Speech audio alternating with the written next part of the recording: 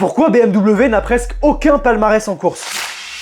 Quand on pense à BMW, il y a toujours l'image sportive de motorsport qui vient avec. Mais pourquoi la marque n'a pas un palmarès comme Mercedes, Audi ou Porsche en course? Parce qu'en fait, ils ont jamais vraiment dominé les catégories qui forment la légende d'une marque. Mais bon, pour autant, ils ont quand même fait des choses en compétition. Déjà, BMW a longtemps brillé en voiture de tourisme. C'est là qu'on retrouve des autos mythiques comme la 3 litres CSL dans les années 70. Et bien plus tard, il y a eu les M3 et les M4, notamment en DTM qui est un championnat allemand. Ils ont aussi fait de la Formule 1, mais surtout comme motoriste. En gros, BMW fournissait le moteur à une autre écurie. Leur plus grand exploit, c'est le titre de champion du monde de Nelson Piquet en 1983 avec une Formule 1 Brabham motorisée par BMW. Ensuite, dans les années 2000, ils sont revenus en Formule 1 avec Williams, là aussi comme motoriste, mais ils ont fini par avoir leur propre écurie avec la team BMW Sauber. En endurance, ils ont aussi touché un très haut niveau, même si c'est incomparable avec Porsche ou Audi. Ils n'ont gagné les 24 heures du Mans qu'une seule fois en 1999 avec la V12 LMR. Mais là aussi, ils sont pas restés assez longtemps dans le championnat pour construire une vraie légende comme l'ont fait Porsche ou Audi.